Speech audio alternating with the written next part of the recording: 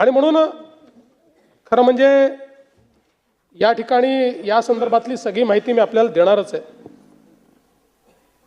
आमच्या भास्करराव जाधवांनी या संदर्भात अनेक गोष्टी मांडल्या।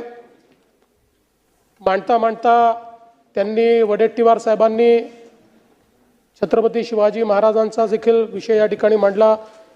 भास्कररावनी टिपू सुलतानचा विषय देखील या ठिकाणी मांडला। पहिल्यांदा तर मी एक गोष्ट सांगतो की आमचा आक्षेप कशाला आहे।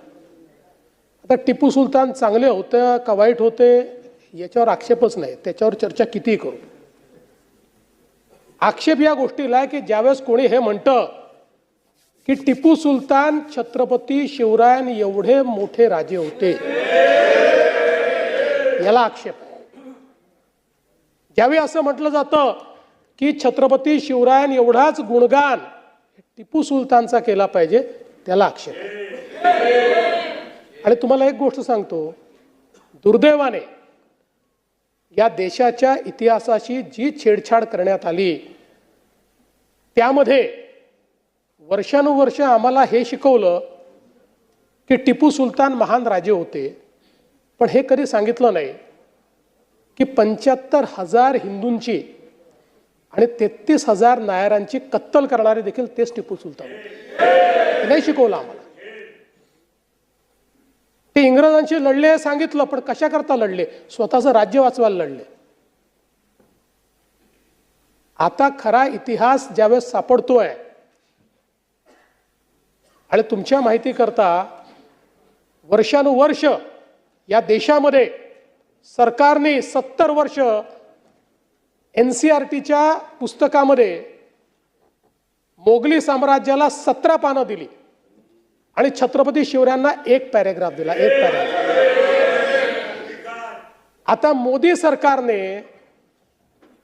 या ठिकाणी छत्रपती शिवरायांच्या मराठ्यांच्या इतिहासाला NCERT मध्ये 20 पानं दिल्यात, 20।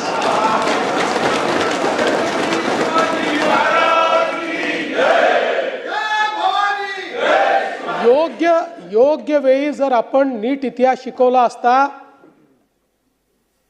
तर या देशातल्या एकाही मुसलमानाने औरंगजेबाला आपला हिरो म्हटलं नसतं।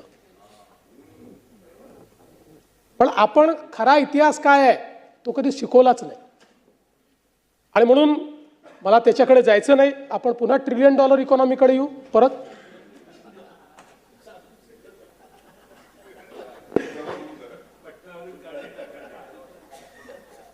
त्यांनी विषय मांडला म्हणून मी उत्तर दिलं, बाकी काही नाही।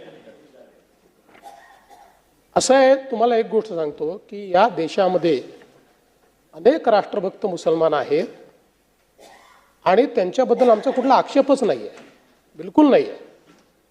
जे लोक या देशाच्या विरोधातल्या लोकांना, या देशाच्या आक्रमणकार्यांना आपला हिरो मानतील त्यांच्या विरुद्ध आम्ही लढाई करूच, आम्ही सोडणार नाही।